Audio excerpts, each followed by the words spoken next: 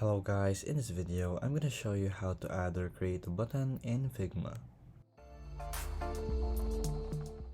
So to do this, it's pretty simple. So here I already have some templates made for you guys. So to just do this is pretty simple. So here you'll have your frame, of course, your tiny frame. So there, and then you'll have to round its edge. So let's just go with 10 for example. Then you can fill it with color like I have done here. And then you'll have to get your text. From your text, you'll just have to place it right there and customize this. So text 1. So we're not going to go into detail on how we're going to do this much, but I'm just going to show you the idea.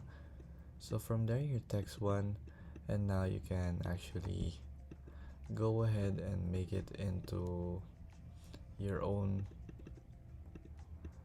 Let's see here, it's gonna make a component, and there you go. You have created a component, and now you can use this as a button.